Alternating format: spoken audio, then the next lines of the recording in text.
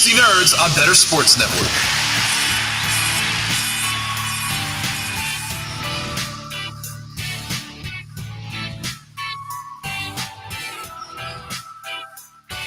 Welcome back. It is Thursday night. Do you know what that means? The little Dynasty Nerds. It's a little Bettor Sports Network. I am your host, Garret Price, and I'm very excited to be back. And tonight we are in the middle of summer, right? We are in the dog days of summer right now. And we need to liven things up a little bit because NFL-wise, there's not a lot of things going on. There's not a lot of Sedated Fork. What's up, homie? Not a lot of stuff going on. And so what better way to liven things up in the dog days of summer than play some games? If you listen to the Dynasty Nerds podcast this week, we listen to some games. Don't updog me, Peter. Don't updog me. How's it going, buddy? So yeah, we're going to be playing some games tonight. First, we're going to bring in my good friend, Tristan Cook. Tristan Cook is a writer for Dynasty Nerds.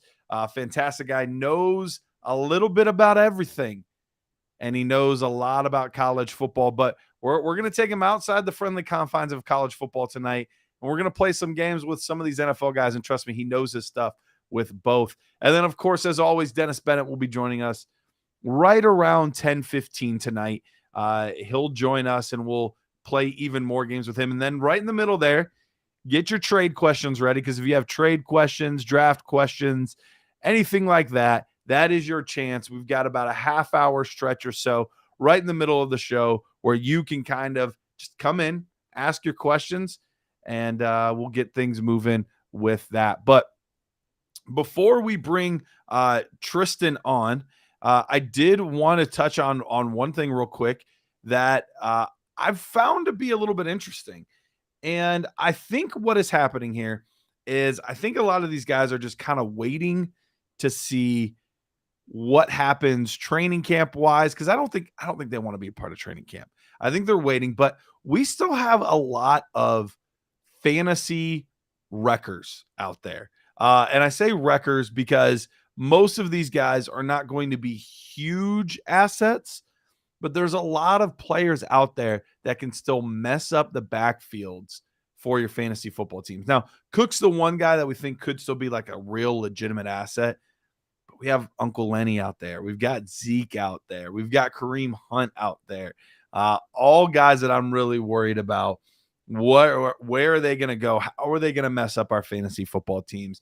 Still something I'm keeping an eye on. I'm putting out feelers, trying to see where I think they're going to go and whose value they're just going to not collapse, because I don't see any of those guys being the lead back anywhere, but just cut into in an annoying, frustrating way. So we will see. It does. It feels like a reverse Uno, getting reversed in Uno. So, but let's get into the reason we're all here tonight is to get into these games. So let's bring on my friend Tristan Cook from DynastyNerds.com, and he does things other places too. But Tristan, how you doing, buddy? I'm doing well. What have you been up to? Just enjoying the summer and getting ready to start looking at next year's draft class, because it's never too early. It is never too early. Now, Tristan, you just recently got a little promotion at Dynasty Nerds. Is that right? I did. Yeah, I am now the Devy team lead for Nerds, bringing the college football side along and promoting that. That's right. And I can't think of anybody more deserving. So I'm really excited for you to get that role, see what you do with it, how that, takes off from here. I have no doubt at all. So Tristan, I have a few games tonight to play. Now, for the most part, there's one game, if we have time for it, we'll see, because that's always a problem. When I do these games, I get too excited and they end up taking longer than I think they're going to, and I plan too much. But that's also typically because I have Rich with me, and he talks a lot. So maybe it won't take quite as long without Rich filibustering the show. But I have a few games, And which one would you rather start with? Would you rather start off with a little pick your poison, or would you rather start off with a Likeliometer? Ooh, I'm a fan of the Likeliometer, so Okay. let's You even dive made that into little that. graphic the one time, right? I did, yeah. Yes, that's what I thought. All right. So let's get into the Likeliometer. Stephen F says Dynasty Nerds. I feel like I've heard about that website somewhere. I know rumor has it that people are into it. I don't know. It's some kind of trend, this Dynasty Nerds thing. People love it. But all right. Likeliometer question number 1, Tristan. And to remind the good folks out there, here's how the Likeliometer works. It goes from 1 to 10. Now, should it be 0 to 10? It should, but it doesn't. It goes 1 But to it 10. doesn't. 5 somehow being in the middle. It doesn't make any sense. You're thought it saying the went- meter's name wrong. I did not. Yeah, I thought it went from 1 to Isaiah Likely, but that's true. I usually do call it the Isaiah Likeliometer. That's a fair point. I was trying to be more professional, but nobody likes that. People like the Isaiah Likeliometer. It's summer. Nobody likes being professional. That's true. It's all about being casual. This is hot Dynasty Boy summer. Dynasty summer, yeah. That's right. All right. Isaiah Likeliometer question number 1. Tristan, how likely is it that Bijan Robinson finishes as the RB1 overall this season? Not rank-wise, but actual points. What's the likelihood that he finishes as the RB1? I like, as much as I would love to say anything high, it's got to be like 3 or 2. Okay, why is that? I just don't think their offense is going to be good enough to get him the touchdowns that would help him get to 1. I think that he could be one of the top 3 or 4 running backs. He's got the talent. He's going to be used in a lot of different ways, but I just don't think that I see him getting enough touchdowns. They're not going to be on the field enough that he's going to be able to hit the running back 1 numbers. Well, anytime projecting the number 1 overall running back period is really low. Like trying to guess who it's going to be. It's been a different running back almost every single season. I think all the way back to, who was it? Like Priest Holmes or, Larry Johnson, or it was somebody like that. That was the last repeat RB1 back-to-back seasons. So it's a different guy every year. The only thing that helps is Bijan Robinson hasn't done it yet because it's his first year. So, maybe that increases his odds ever so slightly. I'm in the same boat as you. I'm going to probably give it a 2.5 because we can give half points. Oh, right. Halfbacks. Yeah. Yep. I forgot that rule. Quarter points for quarterbacks. You're allowed to do that as well. Those are the Matt O'Hara rules that we're going by tonight. I'll give it a 2.5. I think he has as good of a shot as anybody else outside of CMC and Austin Eckler. I think those are probably the 2 most likely guys, in my opinion, to finish as the RB1 overall. But I think Bijan's right there. And the reason is, you're right, I do worry about the scoring opportunities, but the total touches that could be available for a guy like Bijan Robinson, he might not necessarily have to score 15 to 20 touchdowns to get it. He could score 13 or 14, but have 80 receptions and, 1,800 yards and, just the pure volume that he could get with Arthur Smith could propel him to that point of being able to get it. So we'll see how it all plays out. I would say he's probably the 3rd most likely person for me right now to be number 1 overall. I like that. I think the only other person I'd throw in there would be Saquon if he stays healthy and their offense takes a step forward. More attention off of him seems to mean more fantasy opportunity. But I agree. He's in the discussion, or he's one of the potential guys that could get there. Yeah, I'm still not ruling out Jonathan Taylor too. People seem to be down on Taylor a little bit. I'm not ruling him out. All right. Isaiah Likeliometer, question number 2. Russell Wilson bounces back, and is once again a quarterback one. So we're just talking top 12. So he doesn't have to get all the way up to, elite status. But what's the likelihood that he is once again a quarterback one? I'll put my neck on the line here and say about 9 or 9.25, since it's quarterbacks. Quarter points for quarterbacks.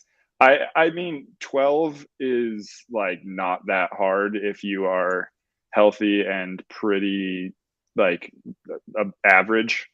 I think that he's fully capable, or has shown that he's fully capable of doing it. They have plenty of weapons.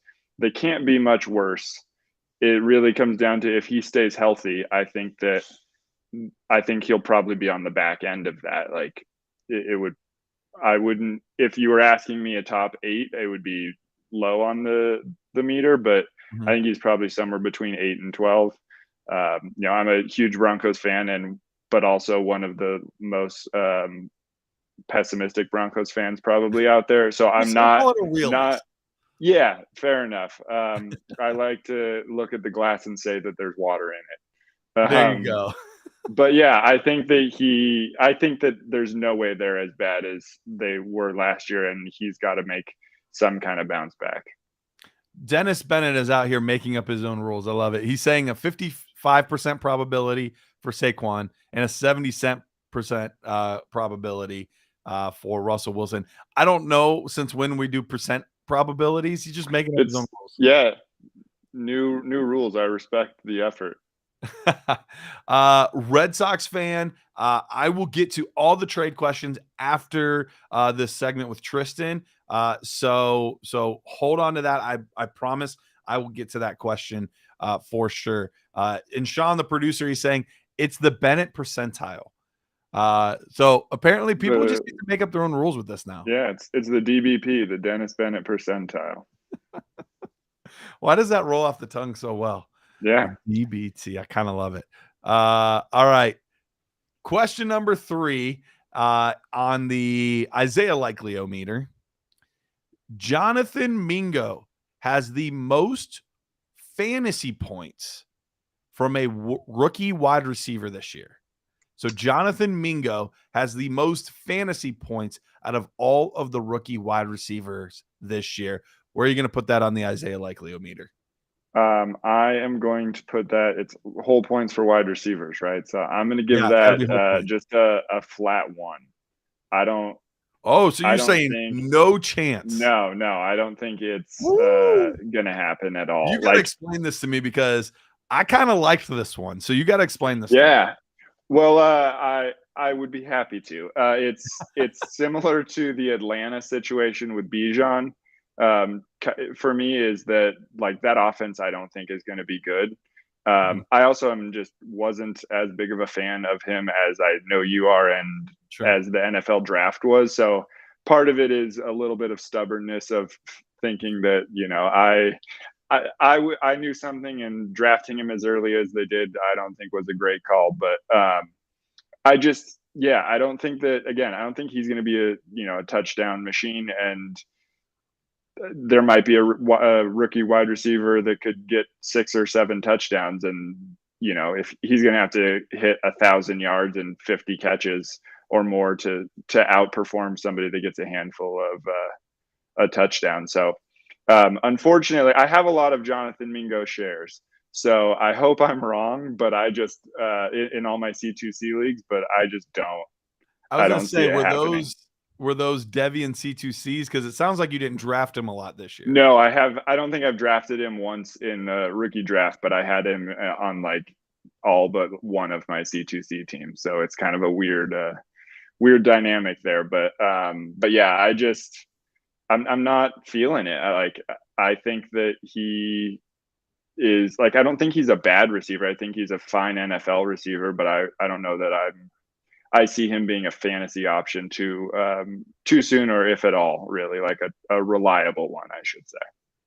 Yeah. So Sedated Fork, he says that I kind of like Mingo for that. They're going to throw the ball a lot and not a lot of competition for targets. And that's kind of where I came out on this. It's not that I think he is the best receiver in the class. I think that there's a lot of more naturally talented wide receivers. I shouldn't say a lot, because I think his natural ability is really there. It was just the production wasn't there. But when you look at a lot of the top players, right? So JSN, I think there's going to be high competition for targets. And I think Tyler Lockett will be annoying enough this year that he doesn't get a lot. Quentin Johnston, same type of thing. Keenan Allen and Mike Williams are both still there. So not a lot of room there to get a ton of targets. I think Jordan Addison is probably the favorite right now for this, because even though Justin Jefferson's going to get his, I think he'll get a lot. And it looks like, as I say that, Dennis Bennett saying the same type of thing. Addison would be the one that I think would be most likely. Zay Flowers, that one is kind of wide open. We know Mark Andrews is the top dog there, but what's going to happen with Odell, with Rashad Bateman back? Like, yeah, I don't know. I don't know. I think my pick would be Jordan Addison. Agreed. I think that's the one that I would go with. As far as Quentin Johnston goes, it's not exactly like Mike Williams and Keenan Allen are staples of health. So I think there's a real opportunity or a real possibility that he could get on the field in a much bigger role than he otherwise would. But I don't want to, I wouldn't project injury by any means. I just think that Mingo is going to be 500 yards and 3 touchdowns, and it's it's not a bad rookie year, but I just don't think that he'll be the leader of rookie wide receivers. I would give it Addison for the same reason that you said. Justin Jefferson's going to command a lot of attention, and Jordan Addison is a plenty good receiver to take advantage of some coverage rolled the other way. The chat talking about 2 potential sneaky ones for this: Josh Downs and Michael Wilson. Any chance you think for either one of those 2 guys? I think Josh Downs could maybe do it.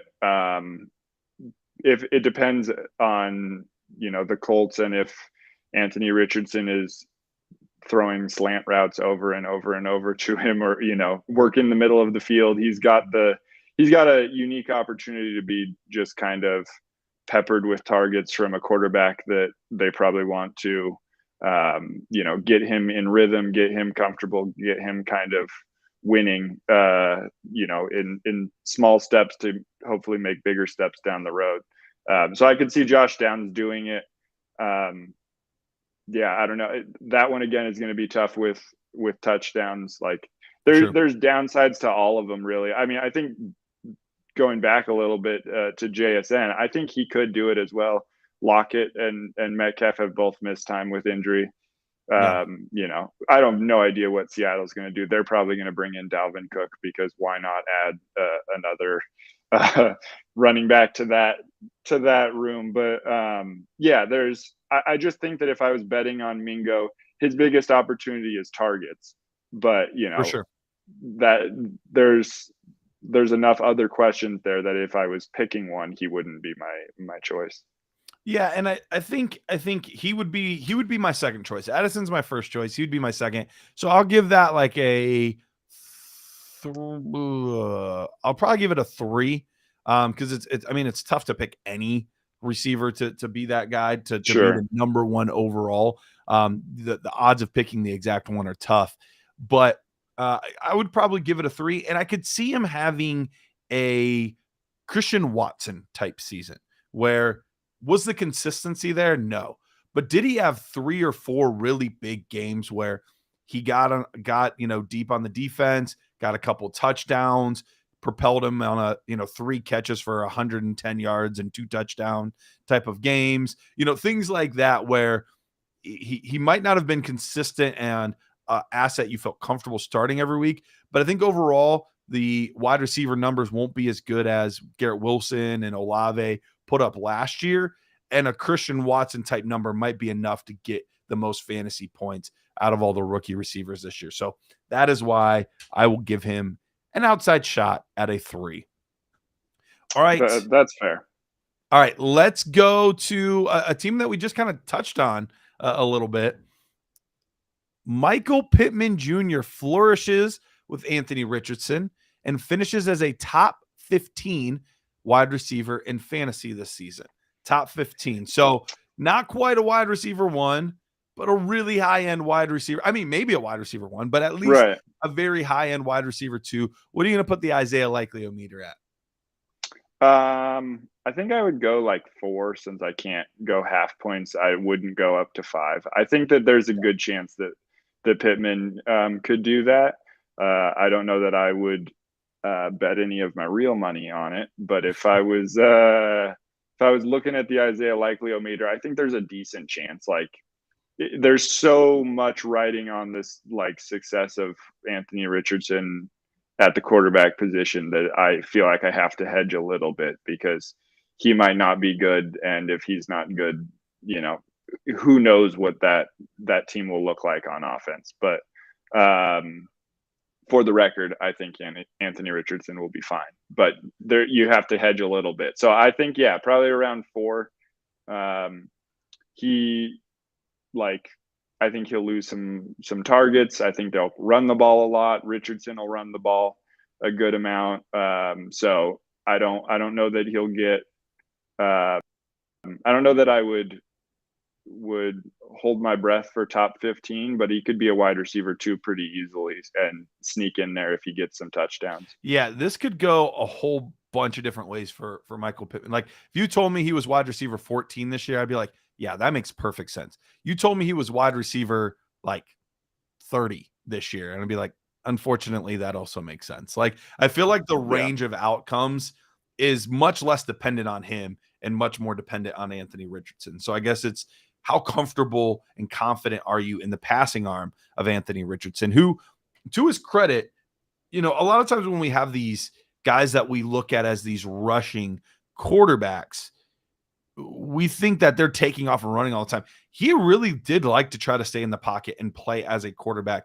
It really wasn't until things broke down that he would take off and then usually make a huge play. So, and we know sometimes they lean on that a little bit more at the NFL level. Look at Justin Fields, who didn't run a crazy amount in college, but has ran a lot more in the NFL. So we'll have to kind of see how all of this plays out. But the 4 seemed like the right number. That was the number that I was kind of looking at too. I don't think I would say it's, even odds, but I liked it. Sure. Let's go Isaiah Likeliometer question number 5. Alexander Mattison is an RB1 this year, so a top 12 guy. Alexander Mattison as an RB1 this year. Where you put that on the Isaiah Likeliometer? It's funny that you ask about Alexander Mattison, because when you were talking about trade questions, I was just offered Alexander Mattison in a trade. My rookie draft is tomorrow, and it was for pick 107. Interesting. Just straight up. And so this will be my answer. I personally was pretty heavily on the side of the 107 pick. I don't know how many examples you can point to of a guy that sat as the running back of the future, and then all of a sudden, when they got their chance, they turned into a top producing running back. I mean, Derrick Henry is one, but he's a unique football player on his own. There's a few though. Austin Eckler. Yep. Austin Eckler. I mean, there've been some, but I think Alexander Mattison is just kind of a worse version of what Dalvin Cook was. Like, Dalvin Cook's, not as young as he was, so it's fair that his skills were diminishing, but I just don't think that Alexander Mattison was ever better than Dalvin Cook. And now I think in Dalvin Cook's prime, I don't think prime Alexander Mattison is better than him. So I'd give this one pretty low. I would say 2.5. Okay. I think that, if he stays healthy, he could be like a high-end running back 2. It's not that hard if you play a full season to be a running back 2. For sure. So it's always tough with those, because finishing as a running back 2, but being a guy that you trust to be a running back 2 are not always the same thing. No, that's absolutely right. So to sneak all the way into running back 1, I think that it's pretty unlikely. Yeah. So 2.5. No, you're right. I mean, if you play all season, your chances are pretty good that you can sneak into that range. And that's one of the biggest things is just health. You look at guys that weren't necessarily that great last year, but still were either there or darn close. Like Najee Harris is a great example. Najee didn't have a very good season last year. He still finished the season as RB14 because he didn't miss a single game. So, Yeah. It's funny how that works out. Uncle Lenny didn't have that great of a season. He finished as running back 12 despite missing 2 games. So, he could end up there. He could go to Minnesota. That wouldn't shock me to see them bring in another back. A running back that can just hurt Madison's value and not really provide any fantasy value to anybody. Happens. Hate it when that happens. I'll give it a little bit higher. I'm going to go with a 4. I do think that when given the opportunity, we've seen him perform at RB1 levels. I do think this is also a team that we don't necessarily have to worry about the Alexander Madison cutting into his work. Now, maybe Ty Chandler can become that guy. Maybe a guy I really like, Dwayne McBride, maybe he can become that guy. But they don't have that like established guy to cut into his work like we did with Alexander Madison doing to Dalvin Cook this entire time. So that is something to kind of consider. Now, Tristan, it looks like, you're back. All right. We lost you for a second. Looks like you're back. Sorry, I could hear you, but yeah, I agree with you. All right. Let's get to the last one of these before we switch games. Garrett Wilson is a top 5 receiver in receiving yards. So not necessarily fantasy points, but just receiving yards.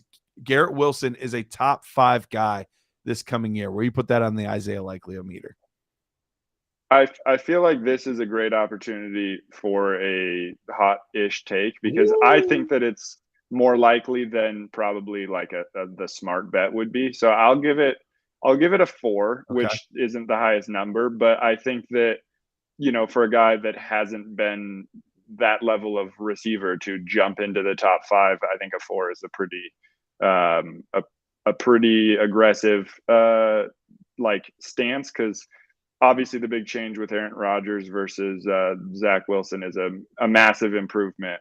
But yeah, I think that Garrett Wilson is really good. He was my top receiver when he came out. I couldn't wait to draft him in every league when he was at Ohio State.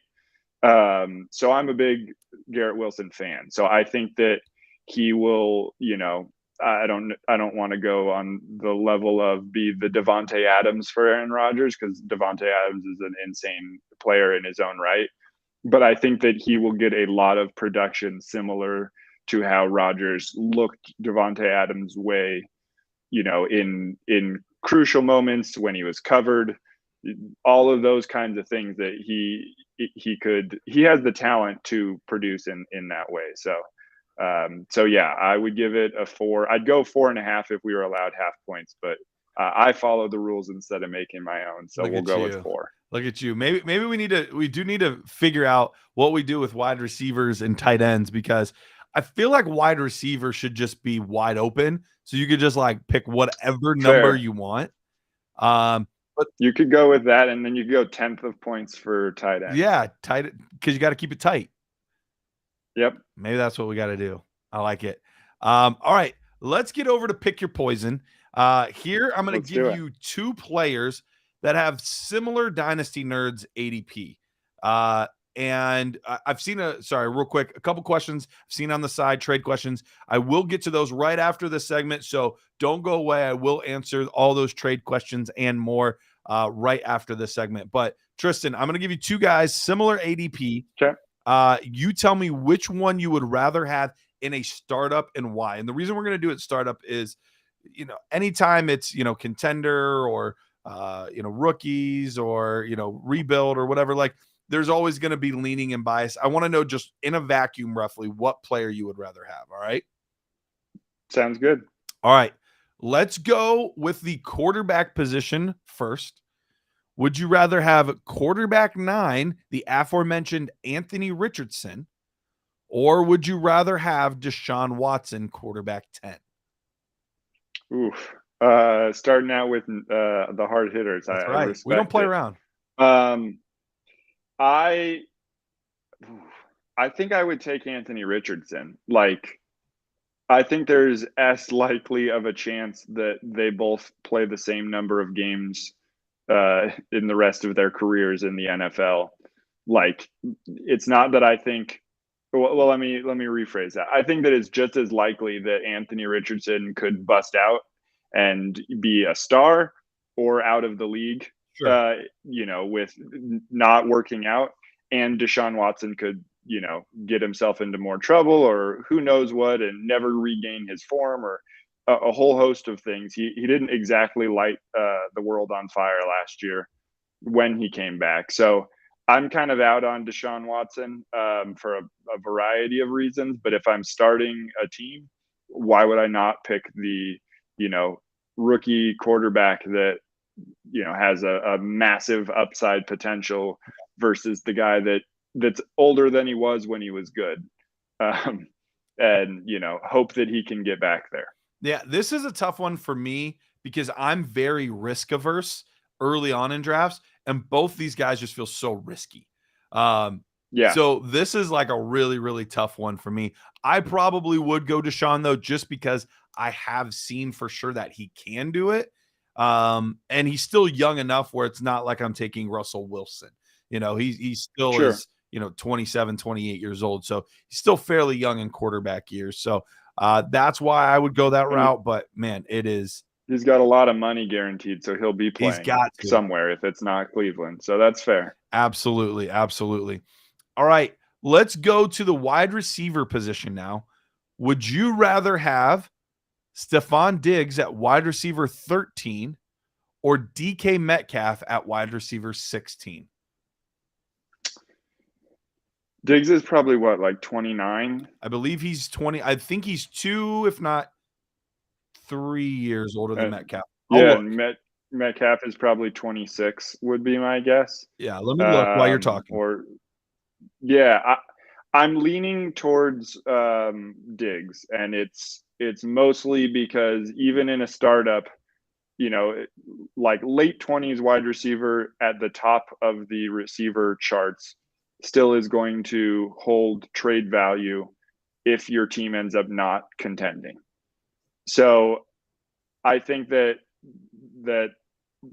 like having a top receiver, if your team is good, obviously is great. And having a top producing receiver, if you are in a startup and your team ends up not performing well that first year and you want to sell, you could trade him for DK Metcalf, probably, like, depending on the team. But I think that, if you're trying to win and win soon, you want Stephon Diggs over DK Metcalf.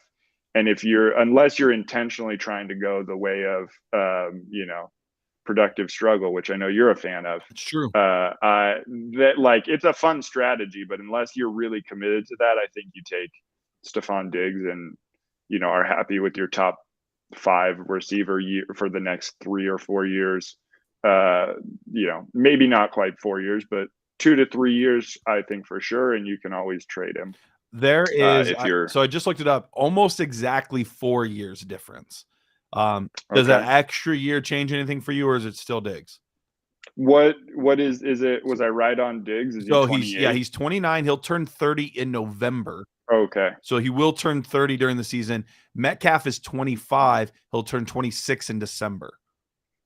That makes it a little closer, because I thought I had another year before 30 for Diggs, but I still think that in a startup, you take Diggs, you put him as your wide receiver, 2 probably, if you maybe, depending on your draft strategy, I guess.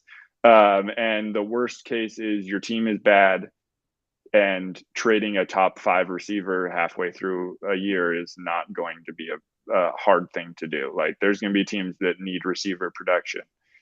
So I think that he's the smarter pick, both for the short term, and he's not going to hurt you really in the long term. Metcalf, I don't think his value is super low by any stretch. I mean, he's a borderline wide receiver 1 on the ADP, but it's definitely dropping from what it was a couple years ago. So Sure. it's not like he's an ascending asset where you can, maybe like unless he comes out on fire, I don't think that you'd trade them for much different values halfway through the year. We're on opposite sides, 2 for 2 now. I went with Metcalf on this one. And part of it was the age. And part of it is my draft strategy too. Because if I'm at like the turn of the 3rd, 4th round, which is roughly where you're taking these guys, I don't know that I'm officially locked into like a win now team or not. But if I take Stephon Diggs, I'm more or less locking myself into that kind of build. And I don't like to have to lock myself in at that point. I like to kind of, get guys that are young or in their prime. And I think we're at the point where, Diggs, you mentioned it, we probably got about 2 years left with Diggs. And that just locks me into such a narrow window to have to win it. So I ended up going with Metcalf. I understand what you're saying about the trade process, though. So that does help. But I would rather, maybe take a 5 to 10% less production, but get 5 more years. Yeah. I think that it's Metcalf isn't a bad choice there. Like I think it's pretty close to a toss up for me. I think that, I probably tend to go into startups with the idea of trying to win now and for the future, and that sometimes can get me in trouble. But for that reason, I'm kind of, if I'm weighing 2 options, I'm going to pick the one that might help me get over the hump in a shorter term. Because once you win, if you win a championship in the first couple of years, it kind of doesn't matter if they fall off. Then, Absolutely. Hey, you're the champ, and you can then go into a rebuild. So yeah, because I think there are a lot of people that go into startups looking to be bad. Depending on, the level of fantasy player they are, but there's usually at least 1, if not 2 people that are kind of like, I'm going to be the trade partner. I'm going to get all the picks and all the young players and all that. And so, you have to be really bad to get the early picks. Right. And I would rather try to take advantage of the value on slightly aging, like highly producing players, and maybe win in year 1 or 2. All right, let's get one more in here. We, of course, didn't have time to get to the 3rd game. I knew we wouldn't, but I planned it anyway, just in case.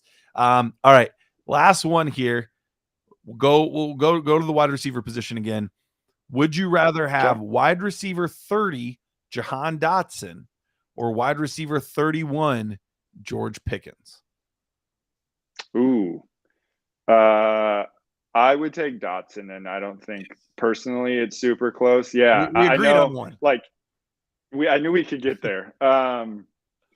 Yeah, I love Jahan Dotson in college. Like, he was one of the guys that I think it was maybe his sophomore year when I really started taking notice of him. But like his junior year, I was like, I don't know.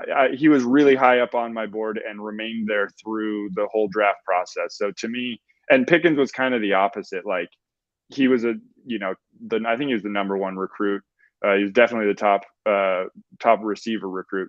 Maybe he was top 5 overall in his class. He went to Georgia, all of this pedigree, and just kind of like, I mean, he's proven he can do it, but I'm not a Pickens person. So to me, Jahan Dotson, fairly easily, I think, yeah, he's my guy, and I'm sticking with him. No, I love the pick. I'm with you. I get that the offense isn't ideal yet, but I do like what I saw to Sam Howell. I'm hoping he can build on that. And those two are the duo of the future for the Washington Commanders. So we will have to wait and see. So, all right, Tristan, Thank you so much for coming on. Thank you so much for joining us. Anything you want to talk about, plug real quick before you get out of here? I'm not sure. Check out, we'll be releasing some Devy content here soon as we're getting closer to the college football season starting up. probably doing some mock drafts. And on Monday on the Discord, the Nerd Herd Discord, we're actually doing a mock draft Monday that I'll be on, doing a way too early 2024 mock draft and Nice. some other fun stuff. So I would check that out. And then, you can find me. I am the Tristan Cook. Because just at Tristan Cook is some random dude that hasn't tweeted in a decade. So I am the Tristan Cook. You can follow me there, and I'm always more than happy to talk about fantasy, college, football, all of the above. Perfect. Well, thank you so much for joining us, Tristan. And we will take a quick break. When we come back, I see all the trade questions. We will get to those here on the Bettor Sports Network. I feel like this is a quietly contentious point in Dynasty Fantasy Football, what it means to actually be rebuilding. Some people say you should never truly be rebuilding. How do you view the rebuilding versus competing dichotomy in Dynasty? So I will be the first person to acknowledge that my preferred format of fantasy football is just redraft. The years that I have played Dynasty, it has been I've drafted a win now team because I've seen people that have just gotten into the cycle of rebuilding and thus they just don't make any progress. So if you're rebuilding for the 5th year in a row, I just, I don't know exactly how you get out of it, but yeah, it's definitely something that can happen. And a lot of people, especially when we come out of the NFL draft, everyone's just instantly shipping off, draft picks and everything. So, I mean, it's definitely something that can happen. Joey, do you feel similarly to it? Do you feel like you see people getting stuck in the rebuilding loop? I mean, I would say people that try to rebuild in the beginning of seasons, of their fantasy seasons, I see them get stuck in that rut. I would really try to only ever rebuild if I knew I was going to miss the playoffs. Like, I'm always trying to play to win, even if it's maybe I don't know. I think my big thing is the word rebuild is a much shorter time frame than I think most people say it should be. Like, they look at rebuild as like 3 years out competing.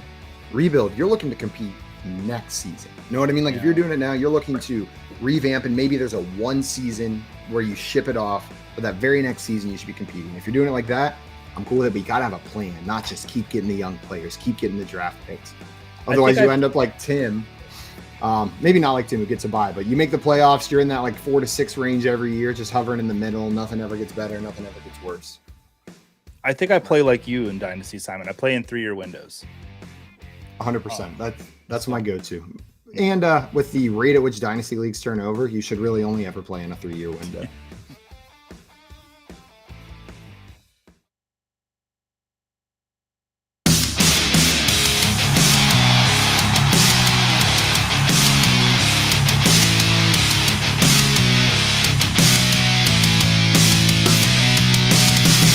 All right, we are back. Dynasty Nerds, Bettor Sports Network. Thank you to Tristan Cook for joining us, going through my all my fun, enjoyable games that I love so much. We'll get to put Dennis Bennett through the gauntlet here in about a half hour or so. He'll be joining us, and we'll get to go through that. But before we do that, let me scroll back here. We've gotten a lot of questions here tonight. So let me try to get to all of these before we get Dennis Bennett on here. So first one here, Red Sox fan for life 13, Superflex, full PPR, 12 team, traded Mixon, Debo, and a 24 first for Trevor Lawrence and a 24 second. My QB1 was Goff up into this point. So first of all, let me touch on this. And most people, if you're watching this, you've played Dynasty for a while, you understand this. But in case there's people that are a little newer to the game of Dynasty, Superflex, that means you have the option to start a second quarterback. The value of those quarterbacks absolutely skyrockets. Because if you think about it, it's not like other positions where, there's 32 teams, so 32 starting running backs. But you also have the RB2s on the team that one of them's maybe a pass catcher. So, you really have closer to 45 or so that you feel comfortable starting or putting in the flex. Wide receiver, I mean, you've got at least 2 on every team. So you're looking at 64 wide receivers that are starting caliber. Now, they're not all created equal, and some teams even have a third guy. So, but the quarterback position, you're now starting 2 guys, and there's only 32 teams.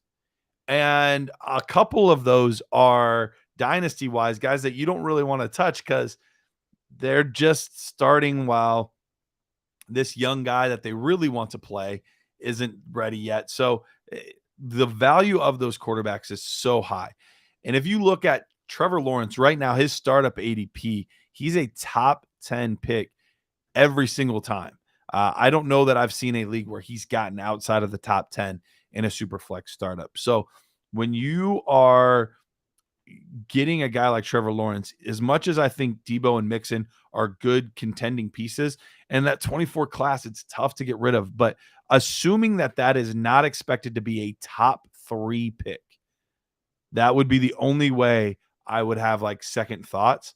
Outside of that, it's T-Law all the way. It's T-Law all the way, easy, twice on Sunday. I think that's a great deal for you. Like I said, unless that's a top 3 pick. That's the only way that I'd be like, because of Caleb Williams, Drake May, and Marvin Harrison Jr. But other than that, fantastic trade. Think you totally won that one. All right, let me scroll back up here. All right, Brian. Brian says, I feel like people in startups are still high on Kenneth Walker in the 3rd, but I can't seem to trade him on a top tier contender. Any suggestions on how to move him? Yeah, you know what? Kenneth Walker's value is really weird because you're absolutely right. ADP wise would still suggest that most people are taking him fairly high. He's moved down a little bit. So he's moved down to closer to like the 4th round area now. Him and Travis Etienne both. Whereas right after the draft, I was seeing him at the end of the 2nd, into the 3rd. So their ADP is dropping a little bit into that 4th round range. But right now might not be the best time to trade him. What you are hoping for is a game or 2 early on before Charbonnet really gets acclimated to this offense. And Kenneth Walker plays really well, because if you hold too long, you risk injury, you risk Charbonnet being more involved in this offense. I think early on, it's going to be Kenneth Walker leading the way. And then as the season goes on, we'll see more and more of Charbonnet, which is going to be frustrating, is going to be annoying. So that's what I would do, is I would probably wait until that point. Now, one fun thing I do like to do, I've done this in a few different leagues, and I tell people about this, but some people love it and some people think I'm crazy. But one of the things I've done before, if there's a player that I want to move and I think is worth a decent haul in return, but for whatever reason I'm not getting traction on trades, I'll do something similar to an auction.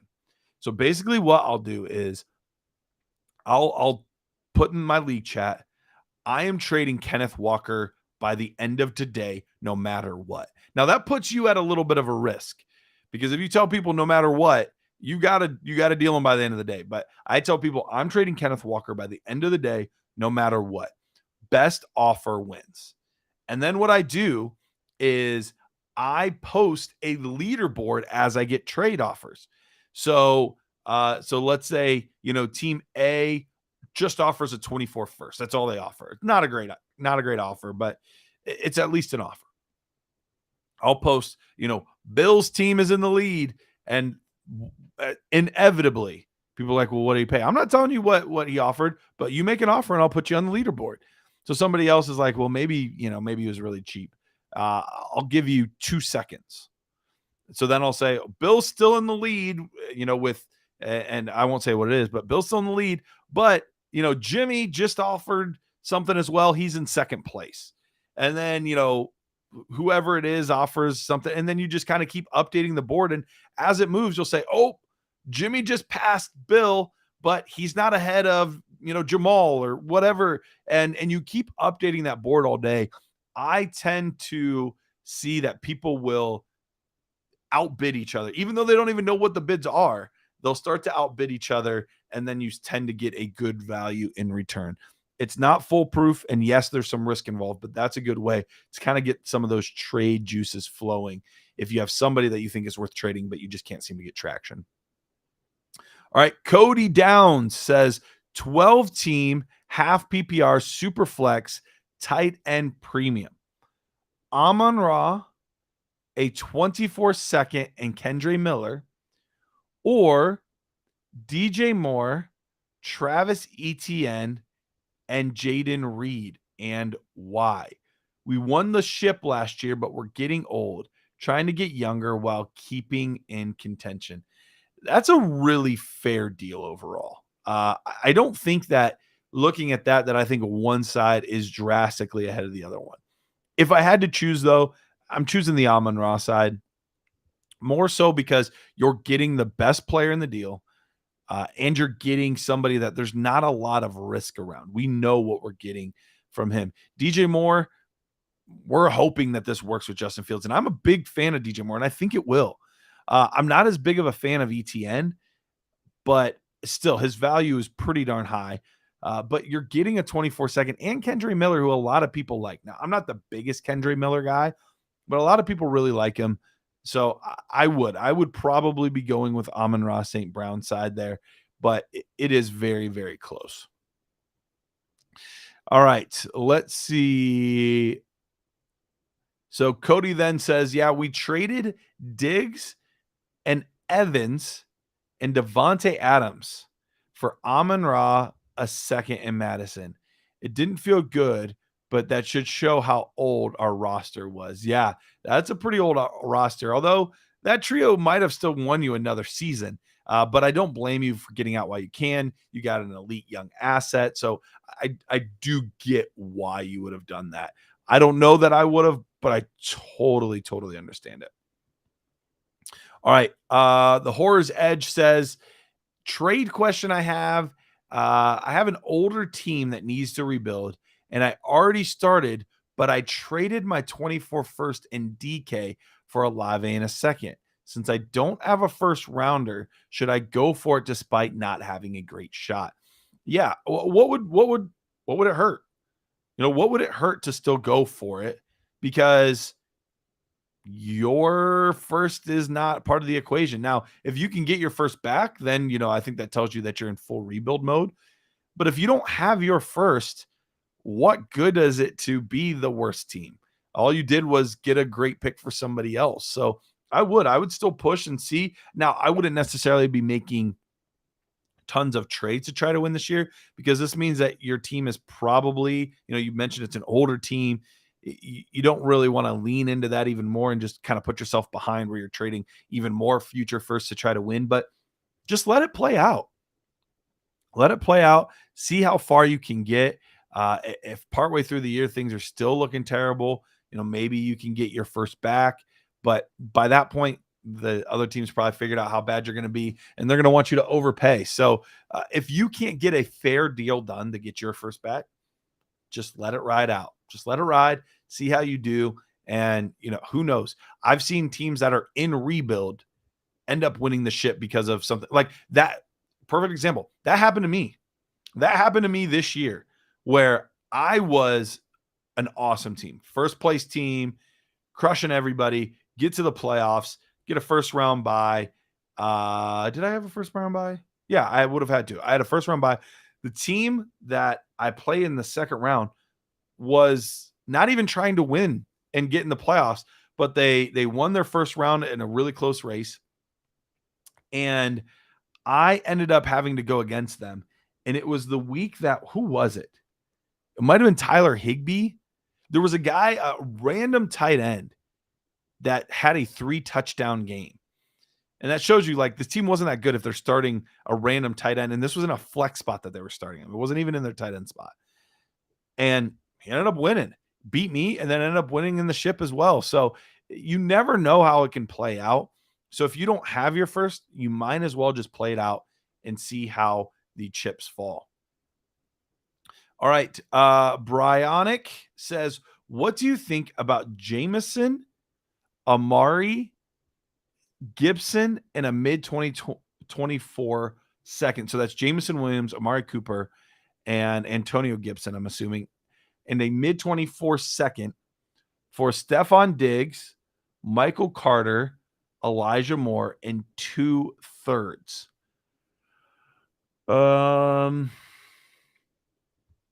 I think I'd rather have the Jameson side.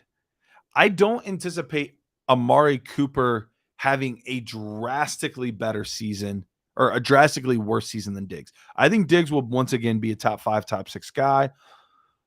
But I think Amari's going to be somewhere in that 10 to 15 range. And so we're probably talking about a 3 points per game difference between those guys. But then you have Jameson Williams for the future, which I like him better than I like Elijah Moore, even though I like Elijah Moore. Plus, you get the second. So I think I would rather have the Jameson Williams side there. It's close, but I would rather have the Jameson Williams side. All right, Sedated Fork says 12-team, 1 QB standard, James Cook, and a 24-second or Tony Pollard. He says, I'm planning on competing, but I'm probably in the 4 to 7 range before the trade.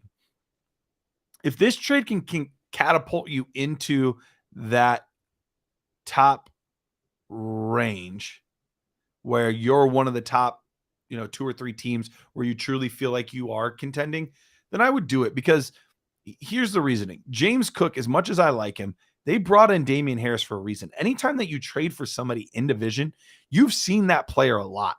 So you have plans for that guy. So I think Damian Harris is going to be really annoying to James Cook. And I'm still not ruling out the fact that they could bring somebody in like his brother, or bring in Zeke, or bring in somebody like that. So I would trade for Pollard if you think he can put you into that truly competing tier.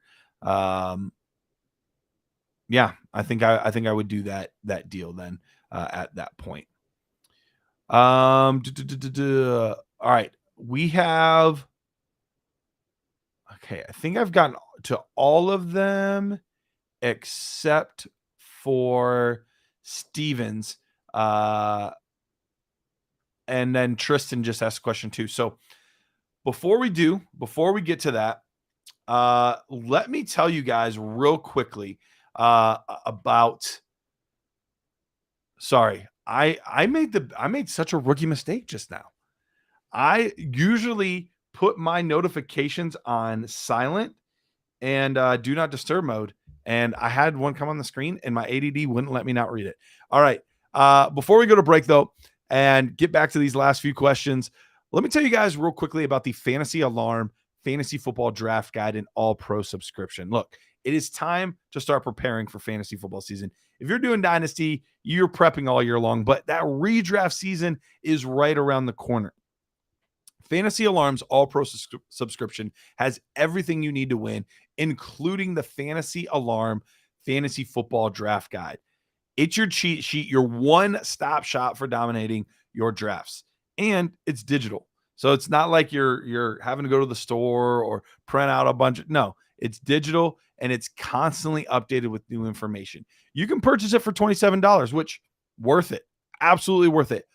But even better, you can get it absolutely free with a monthly or annual All Pro subscription. When you can get things for free, I'm all about that life. So start your free 7-day trial of Fantasy Alarm All Pro and get immediate free access to that draft guide today. Go to the fantasyalarm.com website to start all of it. Get it done today, fantasyalarm.com. We'll go to break. When we get back, finish up a couple trade questions, and we'll head over to Mr. Dennis Bennett.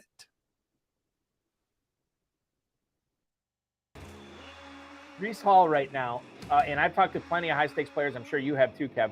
Had Hall not torn his ACL last year, he might have been the 101 in drafts this year. That's how good he was looking last year, and obviously with the addition of Aaron Rodgers. At the 305, running back 11 behind Derrick Henry and Ramondre Stevenson, right ahead of Jahmyr Gibbs and Najee Harris. Your thoughts on him as a mid-third round pick? How have you been attacking him? Have you been getting him at that spot so far this year? Yeah, if I start out with 2 wide receivers, Breece Hall is right at the top of the queue coming into the third. If I knew he'd be healthy for week 1, I was still a little. Well, he'd be going higher than right. than the mid third. Right. He may go 101. Well, RB1 at least. Yeah. But I don't think we know that even if he's healthy in spring and the summer, I still like if I'm running a team, if I'm the coach, I'm bringing him back slow. Like he's on a pitch count. Like I want him for the end of the season because I got Aaron Rodgers for the playoffs, right? Like even if he's fully healthy, I would work him in slow. But that is actually what you want. Like he's still going to get the high value touches. So yeah, if we know he's healthy, he's a first rounder. So like if he's sitting there in the third, especially when I get 2 wide receivers to start, I'll take Hall all day. Yeah, it almost makes me think that the uncertainty with Breece Hall has made him unfairly fall too far, right? Like because we're talking about the team here in June. They're still hoping that he's ready for week 1. This is not, oh, we'll see what happens. Oh, we're taking it day by day. Oh, we're liking how he's coming along. No, they still think by week 1. And the fact that we have that timeline, I think, maybe bumps him up, especially as the drafting season gets deeper and deeper here in July and August. Maybe we start seeing him go up the boards as well.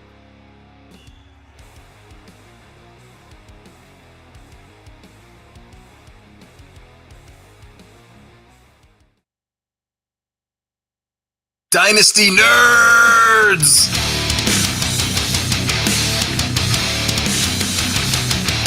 Of all the clips we could have used in that ad, they had to do it against my Browns. They had to show Breece Hall against my Browns. Couldn't pick a different team. You had to hurt the host that you're showing the ad for. You had to just turn it. That was a game that Browns should have won. They were up by 2 touchdowns with less than 2 minutes to go. Took an L. All right. Let's get back into these last few questions. But before we do, real-time sports. That's right. Play the real-time sports daily pick'em contest. Set a lineup of player props, hit them all, and win. Baseball, golf, all kinds of stuff. Go to rtsports.com/alarm. Make sure you get that /alarm in there.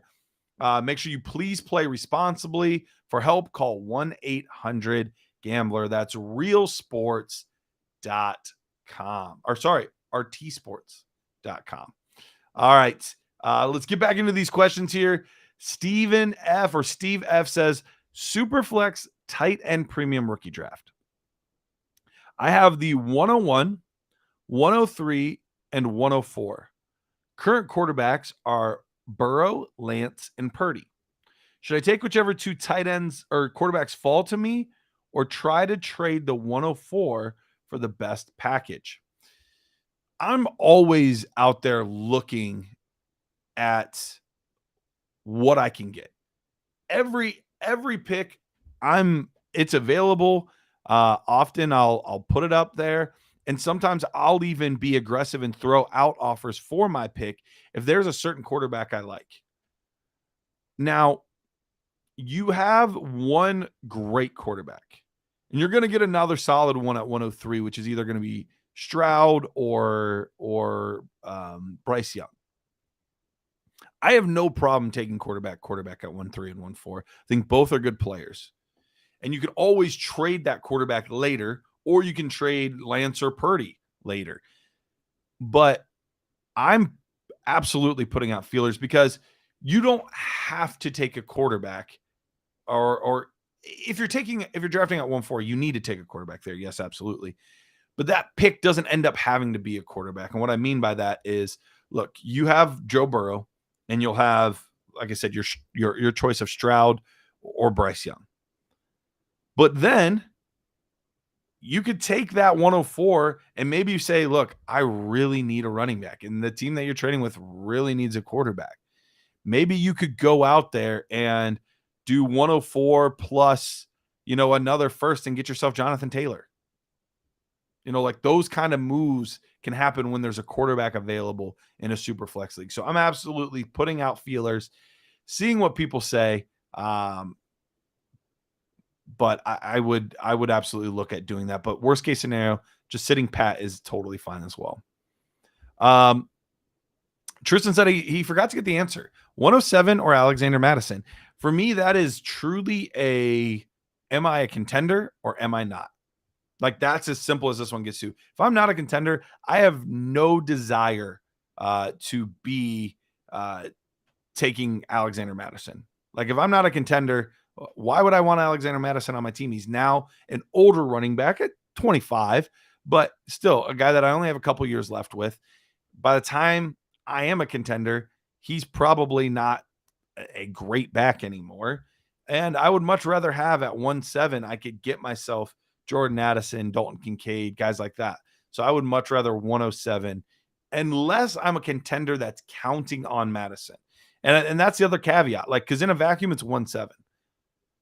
But if I'm counting on Madison as my RB3, I got to do whatever I can to win the ship. So at the end of the day, winning the ship is the most important thing, period. So that's what you got to do. Stephen F says, question about using the app. Great product, by the way. It made me join the Nerd Herd, which you're a smart man. Nerd Herd's great. As a defending champ, I'm torn between using the dynasty versus contender values when evaluating and creating offers. Your take on it? Yeah, so I love the contender versus dynasty mode when I'm looking at the overall league. Like, where do I stand? But it is tricky when you're looking at trades. I would look at it more in the contender mode just for the sense of how does this benefit me? But when I'm looking at the actual values on how it should line up, I'm using the dynasty mode because at the end of the day, it is a dynasty trade, not a redraft trade. So those are the values you should use as far as looking at where does this trade stack up as far as it being fair or not being fair. But as far as how you look at it, how you would view it, getting these players, I would look at those contender values as kind of evaluating, is it a worthwhile deal for me or not? Does that kind of make sense? So when actually constructing the official trade, use the dynasty values. But in the back of your mind, look at those contender values to see how it would shape up as far as helping your team this year. Dan says, I'm so confused. You are here, Garrett, and Rich is talking to Clay from Dynasty Trades in 5. Two of my favorite podcasts on at once. Well, Dan, I appreciate it. Yes. And we're out here just trying to make things happen, man. We're trying to talk to the people, have a good time. So I appreciate the love there. The guy to your right says, I get the argument that if a quarterback hits, they're more valuable in super flex and other positions. But since quarterbacks have some of the highest bust rates, why wouldn't it be okay and more safe to draft Gibbs? Given that the highest running back taken in the draft before this year since Saquon and only 1 of 6 in the last decade. This is a good argument. I'll tell you why I would still go with a quarterback, but why I would listen to people saying Gibbs is a good pick here. The reason I would listen to it is because I'm with you. I believe in Gibbs, and if Gibbs hits, he is going to be a great value that late in drafts. The reason I wouldn't is, first of all, I don't know that it's entirely true on the bust rate part of it. When you look at first round running backs, we have a decent amount of bust at running back as well. Now, it might be slightly higher on quarterback. I don't have the exact numbers in front of me, so you might be correct on that. But the thing that's nice about the quarterback position is, one, if both hit, the quarterback is going to be worth more. Like, just plain and simple. If both hit their max potential and both are, considered elite players at their position, top 5, top 10 guys at their position, then the quarterback is going to have more value than the running back. So that's part of it. The second part of this is the insulation of the value. If you look at Jordan Love is a great example. He kept solid value, not elite value, but he was still valuable years later just on the what if. What if he is eventually the starter? What if he could still be the guy? Look at how long Daniel Jones held value, even though he didn't play very well. Now, there are cases where, Josh Rosen is a good example where he lost all of his value real quickly. But that first year, even though he was let go and traded from the Cardinals, you could still get an okay haul for him. We're still seeing good hauls for Trey Lance, even 3 years later, because of he's Trey Lance and what could he be? His ADP, even though all signs point to Brock Purdy, and even though these are Dynasty Nerds people, Trey Lance still is being taken in the top 7 rounds. And that's a huge drop. His May ADP was 32 picks higher. So he was in the 50s. So we're looking at, rounds 4, late 4s, early 5s. So that's why the value and the risk with, or I shouldn't say the risk, with how insulated their values are. That is why. Now, the reason, and I mentioned it, I have no issue with taking Gibbs at 104. I think he is that good of a player.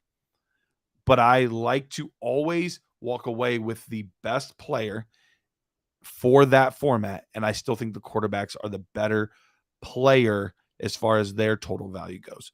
But I think Gibbs is good. I'm not going to hate anybody. Now, I would be upset if they took him over Anthony Richardson, but I'm not going to be upset if they take him over Bryce or Stroud. Steven says makes complete sense on using the trade values, basically with the trade calcs close in dynasty mode, but our win now in contender mode. Appreciate that. And then Bryonic says he took Gibbs at 104. Feels great about it. Absolutely. Monday Night Rants. Look at my guy, Edward Rouse over here.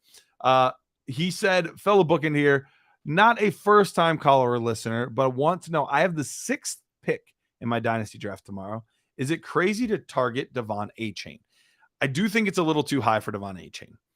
I like Devon Achane, and I'm comfortable with him right around like the 108 range, and typically you don't have to take him that high. The reason, though, is I'm not taking him ahead of Gibbs or JSN, and that's who's more than likely going to be there. There's rumors that Dalvin Cook could go there. There's to the Dolphins, that is. And we still just don't know what kind of workload he's going to get because he's an outlier size-wise. So even though I'm a big fan of his ADP is much closer to the 111-ish range in drafts. So if he's the guy that you want to target, I would much rather trade back to 108, 109, pick up an extra second, or maybe even you might get lucky and get like a 25 first to move up because people really want Gibbs and JSN, and then take your boy Devon Achane later. I always want to draft based on value in your big board. So, I mean, if he is really that high in your big board, then I can live with it, but I would rather trade back and get the value there. So that is what we would do. All right. We were going to take one more commercial break, but you know what? Why do another commercial when we could just get Dennis Bennett on here? So let's bring Dennis Bennett on. He's ready to go. Before him, though, let me do my last read here and tell you guys about Fantasy Alarm's features. All the features that are available at fantasyalarm.com. And one of those that I want to touch on is the training camp battles by Britt Flynn. So she just recently wrote about the training camp battles. I would highly recommend getting in there, looking at that article, and think about how some of these training camp values or battles are going to affect fantasy football players and which guys might be on people's radars, which ones not so much that you might want to sneak in and grab at the end of your drafts. Subscribe to Fantasy Alarm today. Get 50% off your first 6 months with promo code ALARM50 to get those great articles like the training camp battles.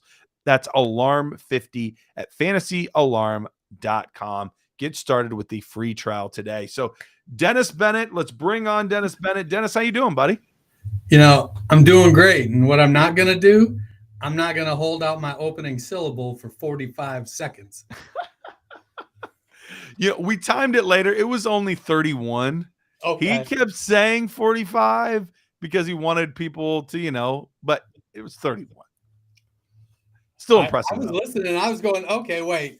Did they just like loop in a little extension here? Because it's going on and on and on. And I'm like, and the tone is staying the same. I'm like, the timbre, I'm like, oh. And then at the end, it wobbled. It started to wane a little bit there. Yeah. How many seconds do you think you could get, Dennis? Me? I don't know. 3.5. We'll set the over-under at 3.5. And just let me know what side the money's on. There we go. There we go. I love it. All right, Dennis. Are you ready for some games tonight? I'm ready to play some games. All right, let's go with some Pick Your Poison. And I have another game that we haven't done that I kind of want to try out with you. It'll be its rookie debut. But we won't start off with that. We'll do some Pick Your Poison. And reminding those that weren't watching earlier, I give two players similar ADP. Dennis tells me which player he would rather have and why. Got my calculator. Let's go. That's a big old calculator right there. That thing is massive. All right, Dennis. All right. Would you rather go with, and remember, these are all startup questions. So in a startup, would you rather take running back 13, Ramondre Stevenson, or running back 15, Javonte Williams? So they're two guys I like a lot. Mid fifth to a late fifth. I feel like Javonte has the longer runway because he doesn't play for Bill Belichick. Right. And so that gives me a little bit of comfort there. But Ramondre is not coming off of an injury. Right. Sean and coming off Payton RB1 has season. a long history of using two running backs and splitting the workload pretty evenly amongst them. So, well, I don't think he's got, the other half of the Ingram-Kamara duo there currently with Javonte Williams. But Williams is going into his third year now, so he's only got one. He's going to need to get extended next year. If he does, he's going to have a monster year. And even then, we see guys like Barkley, getting franchised. Sure. Stevenson's in the same boat. I'm going to go with the cheaper one just because he's cheaper. I mean, they both come with equal amounts of risk, just in a little bit different direction. Mm-hmm. And I know Bill O'Brien's back in New England and things should settle down there, but I think Russ is still a better quarterback than Mac. Mm-hmm. I think the offense in Denver is going to be better. I just think the wide receiver core is a better group. I think tight end, maybe it's a wash with Dulcich and Gesicki with what they do. I think Dulcich blocks better. That's easy for me to say. Yeah. But we don't get points for that. So they'll have Tomlinson and some other guys in there. Yeah, I'm going to go with Javonte. I'll take Javonte at the end of the fifth over Ramondre at the middle of it. If they were both, like, let's say you're picking at like 5, 6, if the price was equal, would it still be Javonte? I think so. Okay. It's one of those, like, if I'm drafting 10 teams, we're probably looking at 6 Javantes and 4 Ramondres. That's fair. That's fair. Because I do feel like Ramondre is slightly safer short term. Like if you knew, because we're saying this is a startup, so we don't know for sure. But if we said like you're a contender, it might alter it slightly, but in a startup, you don't know where you're at in this process. So also quick side note, my boy Eddie over here says we need to start selling giant Dennis Bennett Dynasty Nerd calculators on the website. How much would you sell that and for? You too can make it add up in your favor. Oh, we need this. We need this. Please cut that out, and that way I can use that as a GIF in the future. All right, let's go to the wide receiver position here. Would you rather have Devontae Adams at wide receiver 17 or wide receiver 20, Jordan Addison? Remember, this is a startup. So it's clearly dependent. So we're fourth round. Yep. End of the fourth, beginning of the fifth range. And it's clearly dependent on my strategy. Have I decided to go win now? And I'm taking vets and I'm going for it this year. I know I'm going to be, in 2 years, everybody on my team's going to be, in the old folks home.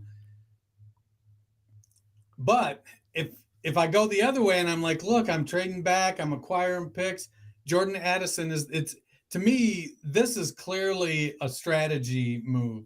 And you have to, and it's a move that says, hey, declare your strategy. Adams can be the wide receiver 1. Yep.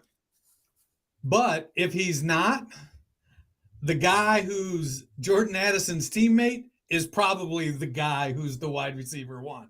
Right. So I don't know that Addison has the ability to be with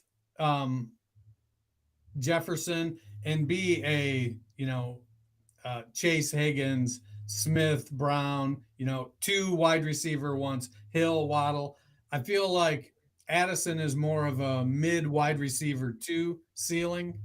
Mm-hmm. Versus some of the other guys I mentioned all have the capacity to be a wide receiver 1, with at least half of them the ability to be the wide receiver 1. So I'm probably going Adams unless I've declared, productive struggle. Yeah. So for the record, I don't know that I mentioned it, but I'm with you. I would go Javonte on the last one.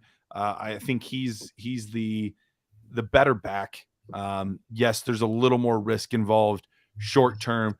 But long term, I don't think that there's a lot of risk there. So have we endorsed him as the better back, or is he endorsing us as the better back? That's a good question. That's a good question. And then, but I'm going to go with Addison on the other one. And part of it is I think I'm realizing I'm a bit of an ageist. Taking older guys, especially in the first 5 rounds of my startup, I feel like, oh man, I'm going to have to rebuild so soon. I don't want to have to start the rebuild that soon unless it's truly a productive struggle. But if it's truly a productive struggle, I'm not taking him there either. So, because we've had this conversation about guys like Kelsey, and I've been in a similar boat where I just can't take him where his ADP is. It's just too high with him being, able to retire at any point. And I kind of feel the same way about Devontae Adams here. So while it is the more risky pick, I will probably go with Jordan Addison. Let's go to the quarterback position, and 2 guys that have kind of been the quintessential quarterback 2s. And I'm curious of your view on these 2 players. One of them I'm guessing you're fairly fond of. So let's go with quarterback 17, Kirk Cousins, or quarterback 18, Jared Goff. Which one would you rather have? Right now, I think I'm gonna go Goff because I feel like he has the potential to sign an extension. He's got 2 years left on his deal. Cousins has 1 year left, and all signs point to him being shown the door, and that leaves me with some uncertainty. I think Cousins is about 5 years older than Goff. Yep. Now, Goff is not a put the team on his back and carry it to a division title or deep in the playoffs, and neither is Kirk. So I think from that perspective, from what they bring to the game in that area, they're pretty even. And so I'm going to take the younger guy who has the potential to be in his situation with his current team, which is ascending for the next few years. So I'm going to go Goff. Yeah, I'm with you. I went Goff on that one too, which surprised me a little bit with how consistently good Kirk Cousins has been. But Goff has really been no slouch either. He had that one real rough season, but other than that, he's been really good. He's been a high-end quarterback 2 or a quarterback 1 almost every single year. So I'm with you. It seems like this team has really rallied around Goff, and he's their guy now. So I'm with you. I would go Jared Goff there. You want to do one more, or do you want to get to the Isaiah Likeliometer? You're calling the shots. I'm just All here right. making shit up. All right, let's do one last one here, and let's go to the tight end position. Would you rather have Dallas Goedert at tight end 5 or tight end 6, George Kittle? That's a tough one. I thought you were going to hit me with a Dalton Kincaid. Oh, and don't worry, that's coming. That's I coming. could go on my rant about, drafting. You'll get your chance. Don't worry. Not drafting rookie tight ends.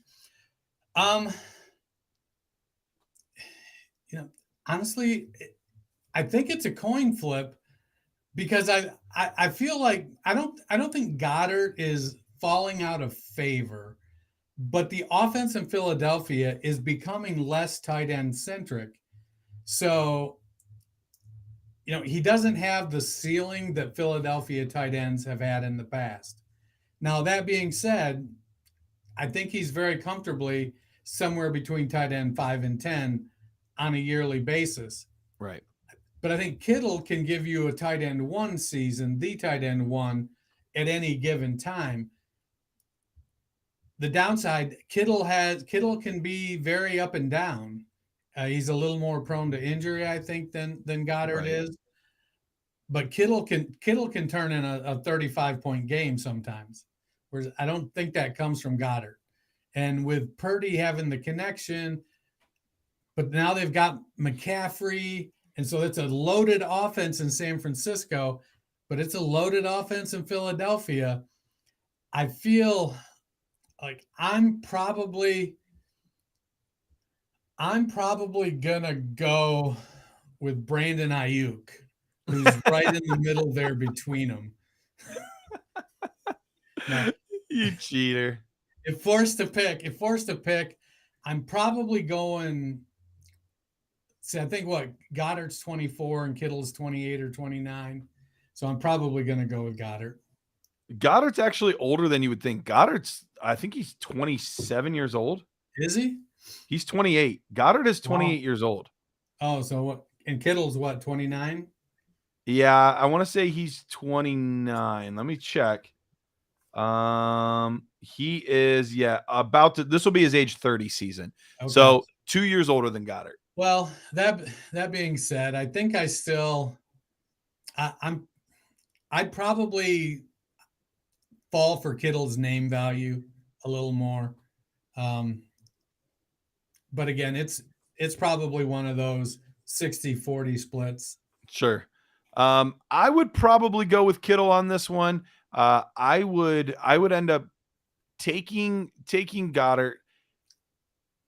It is really close, but it's the injuries that always seem to crop up for Kittle, and I like consistency at tight end. I don't really like, if you get me a 30-point game, cool, but I want you to always get me like no less than 8 or 9 points, no less. And then I'm not always going to get that with Kittle. And that's the tough part, is like, I'm fine with not winning my week because my tight end didn't go off, but I'm mad if I lose my week because my tight end got me 2 points and I lost by 3. You know what I mean? And I feel like, looking at the track record and history of Dallas Goedert, he's much more consistent than George Kittle is. And you add that with the 2 years, I think I'm going to go with Dallas Goedert. Yeah, I think if you draft Kittle, you have to have a backup plan because of the injuries. Right. You load up with Juwan Johnson in the 16th or something like that. Somebody that has shown some breakout potential. Yeah. But maybe isn't going to be consistent. All right, let's switch over to the Isaiah Likeliometer. If you weren't watching earlier, basically, I give a situation, and Dennis gives us a range of 1 to 10 on how likely. Not a percentage. Not a percentage, but you do what you want. Sean said that was a smooth spin, by the way, looking good. So you tell me how likely you think that is to happen. So Okay. let's start off with the aforementioned Dalton Kincaid. How likely on the Isaiah Likeliometer is it that Dalton Kincaid has a top 8 fantasy finish at tight end in his rookie campaign? A top 8 finish. I would put the ceiling at a 2. So almost no chance. I think he's going to be behind Stephon Diggs. He's going to be behind Gabriel Davis. He's going to be behind James Cook. And everybody, I get it. Dawson Kincaid caught passes well at Utah. Dawson Knox is no slouch. He isn't just going to go away. When they're in one tight end sets, it's going to be Dawson Knox. And when they're in 2 tight end sets, Dawson Knox isn't just a glorified tackle. He's not Darnell Washington. Right. He's a good pass receiver. Is he as fluid or as fast as Knox? No, I don't think so. But I think we've seen over the years that you don't have to be valuable. And as much as I just think that the hype on Kincaid has gotten too high. I think will he have some games where he's the number 2 receiver on the team? A couple probably, but I don't think he's going to get enough work to propel him into the top 8. Yeah, I think I'm in a similar boat. I had it as like a 2.5, 3 range for me. So I think if we could do fractions, I'd have went 2.5. I didn't realize I could do. It was fractional. I think we just decided on the fly a little bit, but Matt O'Hara said half points for halfbacks, so you can do half points. You can do points for quarterbacks. All right, on. And then we decided tonight that wide receiver is wide open, so you can just basically pick any fraction, decimal point, whatever. But you got to keep it tight for tight ends. So we said maybe we do like a 10th. I don't know. We haven't decided on tight ends is the toughest one. See, I almost feel like maybe you have to do whole point. I don't know.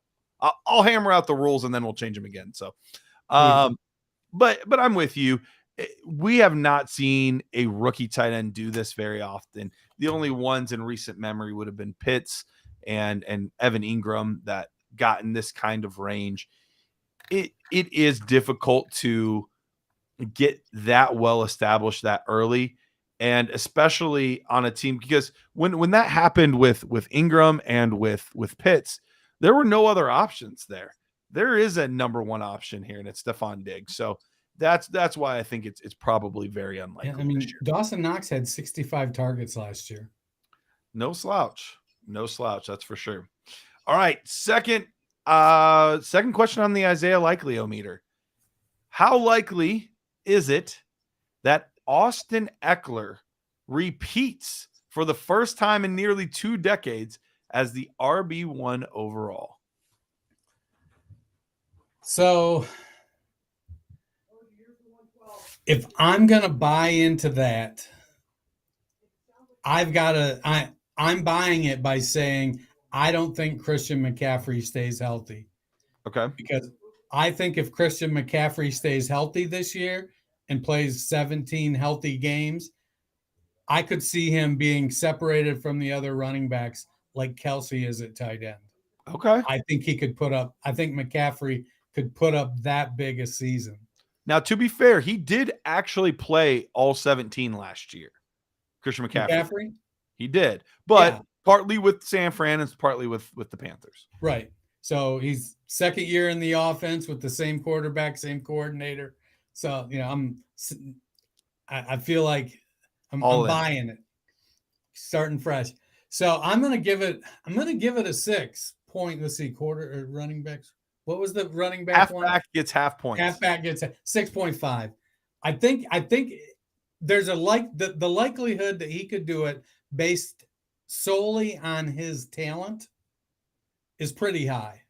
Now, for Austin Eckler or for Christian McCaffrey? For Austin Eckler. Okay. Because the dude's good. Yeah. Some of it's going to come down to, does a second running back finally step up and take the load off of him like he's asking? And it looked last season like Joshua Kelly was starting to do that. Kelly's going into his third year now. I think he's solidified his role. Isaiah Spiller's going into his second year, and he's, he kind of fizzled through the draft process and didn't transition very smoothly to the NFL, but he's going into his second year in the offense, and he does provide a particular set of skills to the game. But Kelly looked like he was coming on and getting ready to step into that bigger back role in Los Angeles. So I'm going to stick with this 6.5 because I believe that Austin Eckler is a very, very talented back. I will not be the least bit surprised if he has 100 receptions again this year and double-digit touchdowns or even 15 touchdowns, because he's got a nose for the end zone. They use him very smartly in the running game. So I'm going to give it a 6.5. That's higher than I expected with how rare that has happened. But I understand it. I mean, I think he is. It's really between him and Christian McCaffrey for the favorites. And then we talked about it a little bit earlier. We could see Bijan Robinson, vying for that. Jonathan Taylor, Derrick Henry. So there's some other guys that could be in that mix. But I do think Austin Eckler is the most likely. But even with that, I'm still putting it at like a 3.5, just because we don't see it happen. Like it's very rare for a running back to do that. And there's just so many factors, whether it's injury, whether it's somebody just having a legendary year and you had a good year, but not that legendary year where you just took off.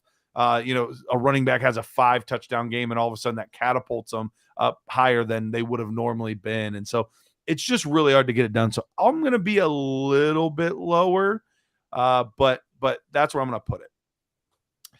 All right. On the Isaiah Likeliometer, how likely is it that Justin Herbert bounces back and is once again a top 5 fantasy quarterback? Well, let's see. It was QB 11 last year. As admirably as Joshua Palmer and DeAndre Washington filled in for Keenan Allen and Mike Williams last year, I do think that not having Keenan and Big Mike all year kind of hampered things. I think, what's the head coach's name again? It's just Staley, Brandon Staley. I went to Steichen. I'm like, that ain't it. That's not right. Brandon Staley. Last year, he took a great big step into I'm the smartest guy in the room and I'm going to outsmart myself with these play calls and stuff. And I think he lost his way a little bit. I mean, you have a 6'6" mobile quarterback with a rocket arm. You've got a wide receiver that can get open on virtually anybody. And then you've got another wide receiver that's 6'5" and 230 pounds that's fast and can pretty much out jump anybody when you throw it way the hell down the field. Oh, and then the best combo back in the game. So Staley outsmarted himself a lot. I don't have any issues with Justin Herbert. Where were we going? Top 5? Top 5. Yep. For reference, in 2021, he was the second quarterback overall. Right. I think top 5. I'm going to give it I'll give it a 7, 6.75. I think that now we have a lot of good quarterbacks at the top. Mahomes, Allen, Hurts, Burrow. I think like Burrow to me right now is one of the anomalies because since his knee injury, he hasn't ran as much. And we saw what happened when Dak messed up his ankle. Prior to that, Dak was good for 300 yards and 6 touchdowns a year. And since he hurt the ankle, it's like he won't run anymore. Right. And Burrow, while not the greatest athlete, in his rookie season, he was getting out there and going. And I get young quarterbacks do a lot of that macho stuff. They're trying to make a name for themselves. Burrow was a really good basketball player in high school. So he's a good athlete. maybe not fast like some of these guys. But Burrow is it's riding on his arm now. And I think we're going to see him throw. He's going to be in that 30 to 40 touchdown range virtually every season. And so Herbert is going to have to make that up to move up there. Hurts, Allen, they've both got some big running potential. It's not going to be easy. Lamar looks like he's primed for a bounce back. Trevor Lawrence looks like he's ready to take a step. Again, another 6'6" mobile guy with a rocket arm. It's like, him and Justin Herbert are the Spider-Man meme is what they are. And I'm going to give it a 6.75, because I believe in the talent. But if you come back and say 2.25, I don't have a strong argument against it, just because of the competition in the top 7 or 8 quarterbacks. No, if anything, I'm elevating it. I'm going to go 7.5 here. Okay. I think it's very likely that he bounces back. All of the injuries that his wide receivers sustained, but then you also have to factor in the injuries that he sustained. Remember, week 2, dude was hurt, and he was barely able to throw the ball downfield, and he kept playing through injuries.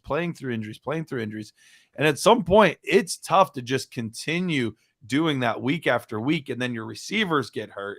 And Edward even mentioned Rashawn Slater, one of the best offensive tackles in the league, was gone. So you add all of these things up, I think it's very likely that he gets himself back into this top 5 range of quarterbacks for next year. And dynasty-wise, when you're looking at somebody that young that we have that high of expectations for, that is fantasy football gold. All right. Let's move over to the wide receiver position here. And I'm gonna kind of shift things a little bit. What would you say the Isaiah Likeliometer is that Amon-Ra St. Brown is not a top 6 wide receiver this year?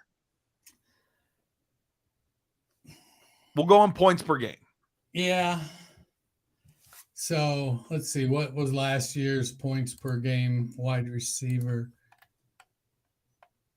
Let's get off standard here, PPR. So top 6 was 17.6. So if he's got to get at least over 16 points per game. Now he's a possession receiver that wants to move outside. Right. And add some yardage. I think he's going to have a little more luck doing that the first 6 games with Jameson Williams out. But Jared Goff's skill set isn't the big play.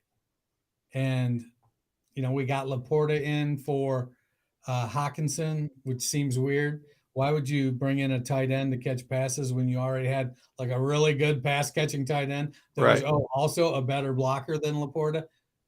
Would they get a 2nd round pick and a player or something? I don't remember. Yeah, and they traded him to a division rival, no less. Yeah, it was weird. You know, let's see. Marvin Jones isn't a threat. Do we think Jahmyr Gibbs is going to catch 80 balls? I mean, it's possible, I suppose. As a rookie, it's tough to project that. But also, David Montgomery is a really good pass catching back too. I could see Jahmyr Gibbs being a big letdown because Montgomery has a 3-down game. No, he does not have Gibbs' explosiveness.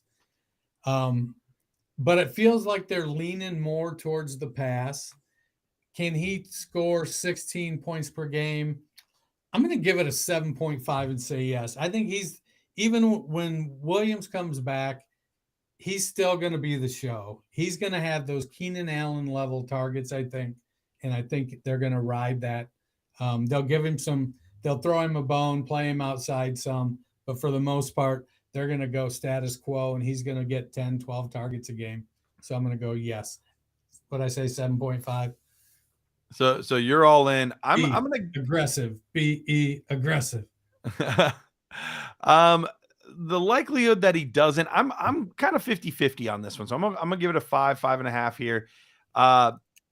It's, when you look at where he finished last year, there were some other guys that kept him out of the top 6 technically, but these were all guys that played 4 games, 5 games, 8 games. Like, that was something for Amon-Ra St. Brown where he was, he would have been higher if we would have capped it. Okay, you have to at least play 10 games or something like that to where we have an actual good average of what these guys were getting. But I think the beginning of the year, he's going to start out fast. And even though Jared Goff didn't necessarily, we don't picture him as this big armed guy, he actually attempted the second most 20-yard passes last year, 20 yards or more, second most in the league. So he attempted it even with Jameson Williams not there for most of the year. So we could be seeing them try to move it downfield a little bit more with Amon-Ra St. Brown in the past. So I think it's a 50-50 shot. I think there's a good chance he could be one of those top 6 guys, but I think it's just as likely that he just falls outside. I think it's very likely he's a wide receiver 1, but I think it's just a little bit outside, is for sure, but inside that top 6 is close. So We have to clarify, since I missed the debit sign, my answer should have been 2.5, not 7.5. So I knew what you meant there. All right, 2 interesting questions here. One, Robert asks us, do you guys think Nick is short for Nichard? The name Nick is short for Nichard, kind of like Rick would be with Richard. What do you think on that? it could be, but most often it's probably Nicholas, says he most matter-of-factly. I would really like to meet someone that's full name is Nichard. I would enjoy that. And then that guy to your right says the Isaiah Likeliometer should be measured by how many letters is in the Isaiah Likely's name. The more letters, the more likely. So, like I give him an H. So that's about halfway through his name. I like that. Very clever there. We've got some clever viewers tonight. All right, Dennis, I'm going to switch it up now to the new game that we haven't done. So this is its debut. So we'll see if the people love it or if it's a big time flop. But this one is going to test your memory. All right. We're gonna. How old I am? Well, this should help you. I make my kids wear name tags. All right. What we're gonna do here is we're going to look at in PPR settings. I'm going to give you a year, and you tell me how many of the top 12 guys from that season that you can name. Okay. So I'll give you a year, and it's at a certain position. All right. And let's see how many of the top 12 guys from that year you can name. All right. We should have practiced this. It's going to be bad. Let's do a warm-up. We'll do a warm-up one here. All right. So just for an example, wide receivers in 2014. All right. So the top guy that year was Antonio Brown. Then we had Demaryius Thomas, Jordy Nelson, Des Bryant, Emmanuel Sanders, Julio Jones, Odell Beckham Jr., Randall Cobb, Jeremy Maclin, Alshon Jeffrey, Golden Tate, and T.Y. Hilton. So that was the top 12. I've heard all those names. So you remember all those names. All right. So some years will be easier than others. There'll be more familiar names than other years where it was like a random guy falling in there. But here's how we're going to consider if you win or not. If you can get half of the guys correct from that year without getting 3 incorrect ones or just taking way too long and giving us, a bunch of dead air, then you win. And there's a timer? Well, I can't just let you just sit here forever and go, well, All right, you ready? As I'm ever going to be, man. As I'm ever Dennis is going to text me after the show, cussing me out. Why the heck you have me do that stupid freaking game? All right. Oh, no. This is going to validate my oldness. Just lean in, go with it. All right. I think this one's a little bit easier, okay? A little bit easier. 2018 quarterbacks. 2018 quarterbacks. How many can you get? Of the top 12? Of the top 12 guys. Okay, so that was 5 years ago. 6. So top 12. See, Drew Brees, Drew Brees is number 8. So you got one. Peyton Manning. Peyton Manning is not. He was gone by that point.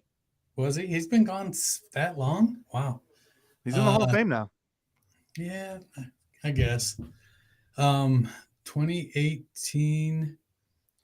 Let's see, who were the teams? 2018 with Dak there? Dak Prescott is 10. Yep. Okay. So you've gotten 2 with just 1 incorrect so far. Oh, Brady? Tom Brady surprisingly was not that year. He was quarterback. It's not that 14. surprising because he had a lot of years where he wasn't. He did. But let's see.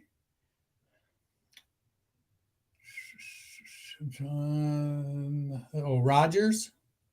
Rodgers was number 6 that year. Was that Mahomes' rookie year? Was he? That was Mahomes. It wasn't his rookie year. It was his second year. So that was his first big year. He was the number 1 overall quarterback that year. Okay. So you've got 4 of them. Derek Carr didn't do. Oh, Russell Wilson. Russell Wilson was number 9. So you've got 5. You just need 1 more. All right. Let's see. Matt Stafford. Matthew Stafford is incorrect. He was not that year. He was actually 20th. He had a rough year that year. I think that was his first year without Megatron. Was that 2 misses? That was your 3rd. So you were close. You got 5 right. Pat Mahomes, Matt Ryan, Ben Roethlisberger, Deshaun Watson, Andrew Luck, Aaron Rodgers, your boy Jared Goff, Drew Brees, Russell Wilson, Dak Prescott, Phillip Rivers, and Booty Scootin' Cam Newton. That's what we had that year. All right. Let's try one more here. All right. Let's see how you do. Let's go to the year 2020. So not that long ago. All right. This is the COVID year. Okay. Top 12 running backs. Top 12 running backs in the year of COVID. 12 year of COVID. Let's see, I'll go Eckler. Austin Eckler was not. Ooh. Austin Eckler was not. That was the year where he dealt with a bunch of injuries. Okay. Kamara. What's that? Alvin Kamara. Alvin Kamara was number 1 overall. That was the year in week 16 where he gave all of the fantasy owners that 5 touchdown game, 6 touchdowns. Point game. Yeah. Let's see. Tampa.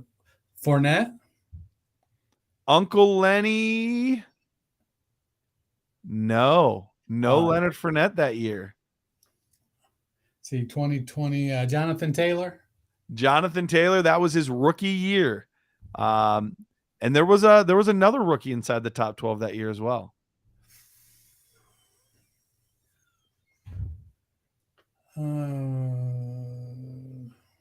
See, I don't know if he was the rookie, but Joe Mixon.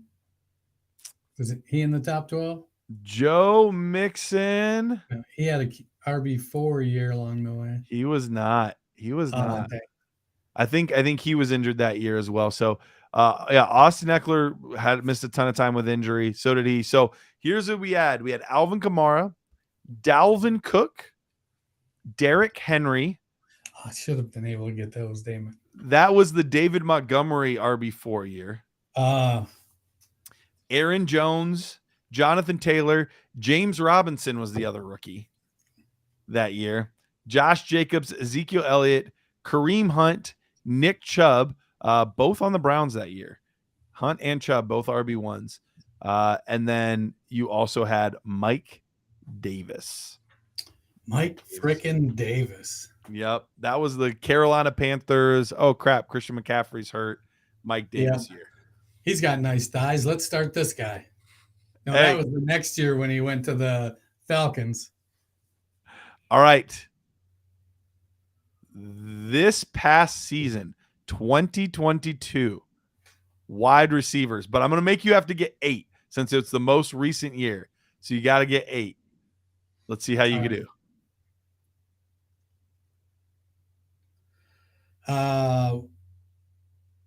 Jalen Waddle, Jalen Waddle, yep, wide receiver 8. Tyreek Hill, Tyreek Hill was wide receiver 2. Stephon Diggs, Stephon Diggs was 4.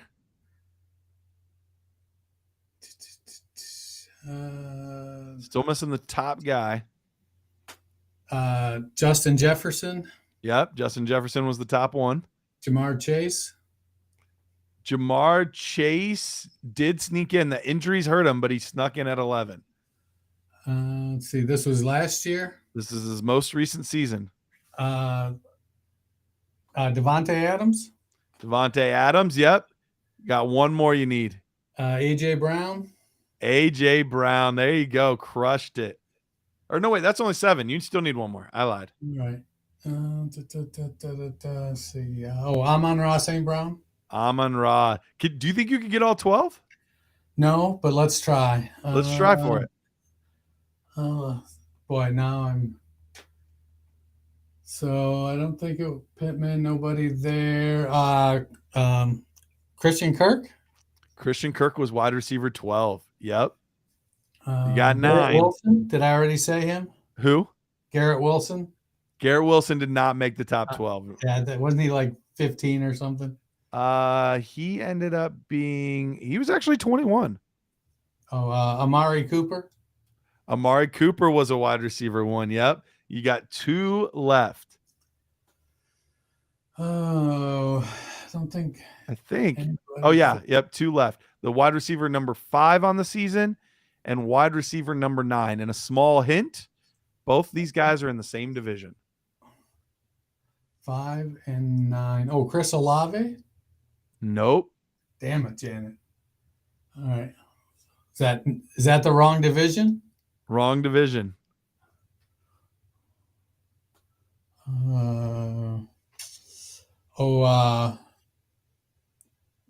No, he didn't make. I didn't make it. All right. 10 seconds. Can I phone a friend for a division? All right. Division is NFC East. NFC East. McLaurin? He didn't make it, did Nope. he? CeeDee Lamb and Devontae Oh. Smith. I thought I did say, for some reason, I thought I said Lamb. Oh, nope. Devontae Smith and All right. CeeDee Lamb. Well, we are like 30 seconds away from being out of time here. Dennis, remind the people real quick where they can find you. Culture_coach on Twitter. And as soon as I figure out Threads, I'll let you know where I'm at there.